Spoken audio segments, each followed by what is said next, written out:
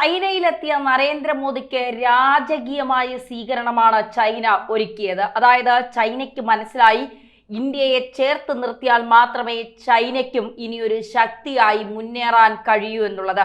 ആ കാഴ്ചകളാണ് പ്രേക്ഷകർ ഇപ്പോൾ കാണുന്നത്. ചുവന്ന പരവതാനി വിരിച്ച വഴിയിലൂടെ പ്രധാനമന്ത്രിയെ ആനയിച്ചു കൊണ്ടുപോകുന്ന ചൈനയിലെ ഉന്നത ഉദ്യോഗസ്ഥന്മാരും ചൈനയിലെ മന്ത്രിതലത്തിലിരിക്കുന്നവരും ഒക്കെയാണ് നമ്മൾ കാണുന്നത്. പലരും നമുക്കൊക്കെ സത്യത്തിൽ അഭിമാനമാണ് തോന്നുന്നത്. നമ്മുടെ ഒരു പ്രധാനമന്ത്രിയെ ഇത്ര വലിയ ആദരവോടെ ഒരു രാജ്യം ആനയിച്ച് കൊണ്ടുപോകുന്നത് കാണുമ്പോൾ രോമാഞ്ചമാണ് ഓരോ ഇന്ത്യക്കാരനും വരേണ്ടത്. വിമർശിക്കാൻ ഒരുപാട് പേരുണ്ടാകും, എങ്കിലും പറയാതിരിക്കാൻ കഴിയില്ല. സത്യം പറഞ്ഞാൽ 7 വർഷത്തിന് ശേഷം നരേന്ദ്രമോദി ചൈനയുടെ മണ്ണിൽ കാലുകുത്തുമ്പോൾ അത് മറ്റൊരു ചരിത്രം തന്നെയാണ് സൃഷ്ടിക്കുന്നത് എന്നുള്ള കാര്യത്തിൽ ഒരു സംശയവും ഇല്ല എന്നുള്ളതാണ്. ഇതിന്റെ ഈ വീഡിയോകളൊക്കെ കാണുമ്പോൾ പ്രേക്ഷകർക്ക് അത് കൃത്യമായി മനസ്സിലാകും. ഇന്ത്യൻ പ്രധാനമന്ത്രി ഒരു സ്ട്രോങ് ആയിട്ടുള്ള ഒരു തീരുമാനമെടുക്കുന്ന പ്രധാനമന്ത്രിയാണ്. അത് നമുക്ക് എല്ലാവർക്കും അറിയാം. കാരണം നരേന്ദ്രമോദി 7 വർഷമായി ചൈനയിൽ പോയിട്ട് ചൈനയുമായി ഏതെങ്കിലും തരത്തിലുള്ള ഒരു ബന്ധം സ്ഥാപിച്ചിട്ട്, കാരണം ഗാൽവാങ് താഴ്വരയിലെ ചില അതിർത്തി പ്രശ്നങ്ങളെ തുടർന്ന് നമ്മളും ചൈനയും തമ്മിൽ അത്ര വലിയ ബന്ധമില്ലായിരുന്നു. ആ സമയത്ത് നരേന്ദ്രമോദി എടുത്ത സ്ട്രോങ് ആയിട്ടുള്ള തീരുമാനങ്ങൾ, അതായത് ടിക്ടോക്ക് എന്ന് പറയുന്ന ആപ്ലിക്കേഷൻ, അമേരിക്ക പോലും നിരോധിക്കാൻ മടിച്ച ടിക്ടോക്കിനെ ചൈനീസ് ആപ്ലിക്കേഷനായ ടിക്ടോക്കിനെ ഇന്ത്യ പൂർണ്ണമായും നിരോധിച്ചു. മാത്രമല്ല ചൈനയിൽ നിന്നുള്ള വിമാനങ്ങൾ റദ്ദ് ചെയ്തു.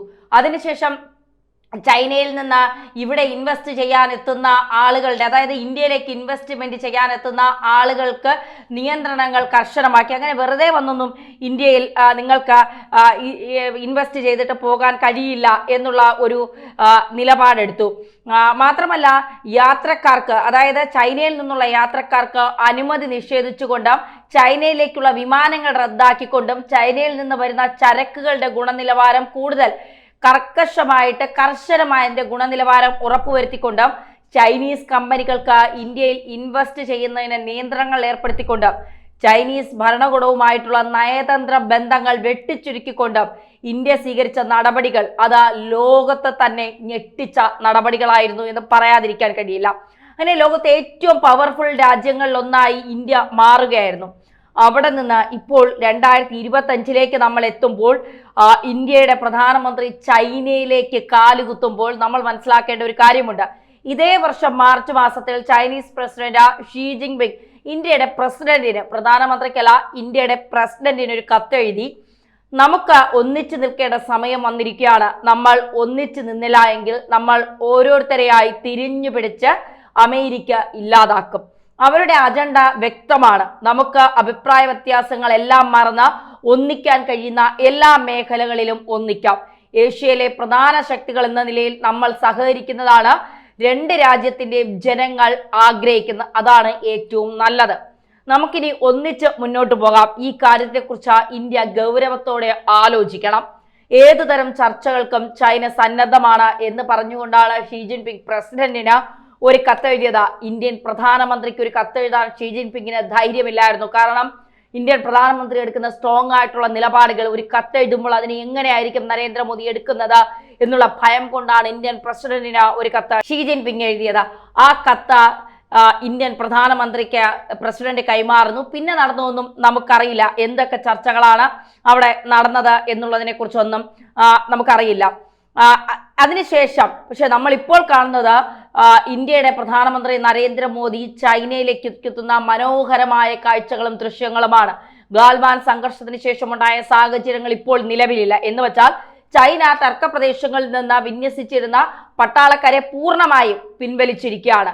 ഇന്ത്യയുമായിട്ടുള്ള ബന്ധം മെച്ചപ്പെടുത്താനുള്ള എല്ലാ വഴികളും ആദ്യം തുറന്നത് ചൈന തന്നെയാണ്. അങ്ങനെ ഇപ്പോൾ ഇന്ത്യയുടെ പ്രധാനമന്ത്രി ചൈനയിലേക്ക് എത്തുന്നത് വരെയുള്ള കാര്യങ്ങളിലേക്ക് എത്തിയിരിക്കുന്നു. അതായത് ഇന്ത്യക്ക് വേണ്ടി എന്ത് വെട്ടുവീഴ്ചയ്ക്കും ചൈന തയ്യാറായി നിൽക്കുന്ന ഒരു സാഹചര്യമാണ് നമുക്ക് മുന്നിൽ സംജാതമായിരിക്കുന്നത്. ഒരു പ്രധാനമന്ത്രിയുടെ നിലപാടുകൾ ഷീ ജിൻപിങ്ങിനെ വരെ ഞെട്ടിച്ചു. ഇന്ത്യയെ ചേർത്ത് പിടിക്കുന്നതാണ് നല്ലത്.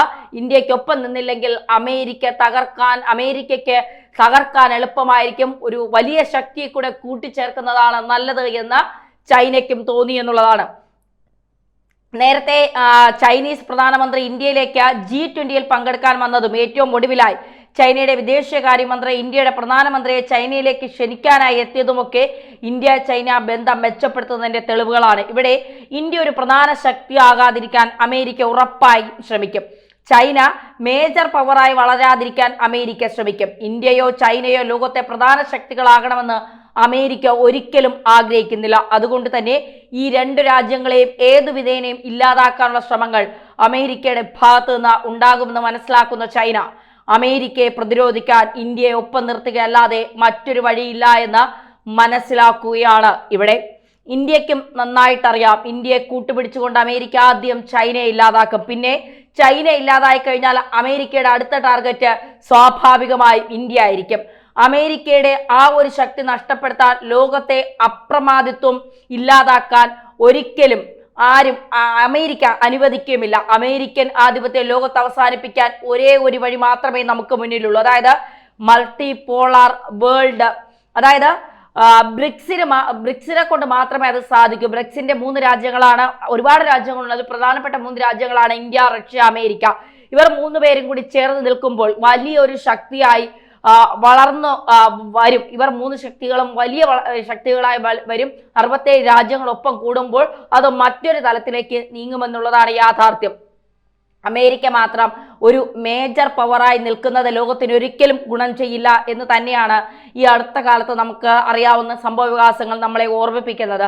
ഈ താരിഫൊക്കെ പണ്ട് അമേരിക്ക ഇത്തരത്തിൽ താരിഫ് ചുമത്തിയിരുന്നുവെങ്കിൽ ഇന്ത്യ ഒരുപക്ഷെ ഭയന്ന് വിറച്ചനെ, അമേരിക്കയുടെ കാല് പിടിക്കാൻ പോയനെയോ അങ്ങനെയൊന്നും ചെയ്യരുത്, ഞങ്ങൾ എന്ത് വിട്ടുവീഴ്ചയ്ക്കും തയ്യാറാണ്, റഷ്യയിൽ നിന്ന് എണ്ണ വാങ്ങുന്നതാണ് നിങ്ങളുടെ പ്രശ്നമെങ്കിൽ ഞങ്ങൾ വാങ്ങാതിരിക്കാം എന്നൊക്കെ പറഞ്ഞാൽ ഈ 2014 മുൻപായിരുന്നെങ്കിൽ. പക്ഷെ അതിനുശേഷം നമ്മുടെ ഇന്ത്യ മാറുകയാണ്. ഇന്ത്യ പ്രധാനമന്ത്രിമാർ സ്ട്രോങ് ആയി തീരുമാനങ്ങൾ എടുക്കുകയാണ്. പ്രധാനമന്ത്രി പറയുകയാണ്, നിങ്ങൾ താരിഫ് ഉയർത്തിക്കോ, ബാക്കി വഴികൾ ഞങ്ങൾ കണ്ടെത്താം, ഞങ്ങളുടെ വിപണികൾ ഞങ്ങൾ വിപുലീകരിച്ചോളാം, നിങ്ങൾ ഞങ്ങൾക്ക് ചെയ്തു തന്ന ഏറ്റവും വലിയ സഹായമാണ് താരിഫ് ഉയർത്തിയത്, കാരണം മറ്റു വിപണികൾ തേടാൻ ഞങ്ങളെ അത് സഹായിച്ചു, അതുകൊണ്ട് ട്രംപിന് നന്ദി എന്നാണ് പ്രധാനമന്ത്രി പറയുന്നത്. അപ്പോൾ ആ രീതിയിലേക്ക് വളരാൻ, മറ്റു വിപണികൾ തേടാനും മറ്റു വിപണികളുടെ സഹായങ്ങൾ നമുക്ക് തരാമെന്ന് മറ്റു രാജ്യങ്ങൾ പറയുന്നതുമൊക്കെ ഇന്ത്യക്ക് അഭിമാനമുള്ള കാര്യമാണ്. ഇന്ത്യ അത് അത്രത്തോളം പ്രയോജനപ്പെടുത്താൻ ശ്രമിക്കുകയാണ്. അപ്പോൾ തീർച്ചയായിട്ടും ട്രംപിന് അതൊരിക്കലും ഉൾക്കൊള്ളാൻ കഴിയില്ല എന്നാണ്. പ്രധാനമന്ത്രി നരേന്ദ്രമോദിയുടെ ചൈനീസ് സന്ദർശനം ഒരു ഗംഭീരമായിട്ടുള്ള തുടക്കം തന്നെയാണ്. ഒരു പാകിസ്ഥാൻ പ്രധാനമന്ത്രിക്ക് സ്വപ്നം കാണാൻ കഴിയാത്ത സ്വീകരണം ഇന്ത്യയുടെ പ്രധാനമന്ത്രിക്ക് ചൈനയിൽ കിട്ടുന്നു എന്നതാണ് എടുത്തു പറയേണ്ട മറ്റൊരു കാര്യം എന്നതാണ്. ഒന്ന് ആലോചിച്ച് നോക്കൂ, പാകിസ്ഥാനും ചൈനയും തമ്മിലുള്ള ബന്ധം എത്രത്തോളം വലുതാണ് എന്ന് നമുക്കറിയാം. കാരണം ഇന്ത്യയും പാകിസ്ഥാനും തമ്മിലുള്ള സംഘർഷം നിലനിന്ന സമയത്ത് പാകിസ്ഥാന് ആയുധങ്ങൾ കൊണ്ടു നൽകിയത് ചൈനയാണ് എന്നാണ് പറയുന്നത്. പക്ഷേ പ്രത്യക്ഷത്തിൽ ചൈന പാകിസ്ഥാനെ പിന്തുണച്ചിട്ടുമില്ല. ഒരു പാകിസ്ഥാൻ പ്രധാനമന്ത്രി വന്നാൽ ചുവന്ന പരവതാനിൽ വിരിച്ച് ചൈന സ്വീകരിക്കുമോ? ഇല്ല. ഇന്ത്യൻ പ്രധാനമന്ത്രി നരേന്ദ്രമോദി എന്ന പേര്, നരേന്ദ്രമോദി എന്ന മനുഷ്യൻ, അദ്ദേഹം 7 വർഷത്തിന് ശേഷം ചൈനയുടെ മണ്ണിൽ കാലുകുത്തിയപ്പോൾ അതൊരു ചരിത്ര നിമിഷമായി മാറി എന്നുള്ളത് പറയാതിരിക്കാൻ കഴിയില്ല. ചൈന അത്രത്തോളം രാജകീയമായാണ് നരേന്ദ്രമോദിയെ വരവേറ്റത്.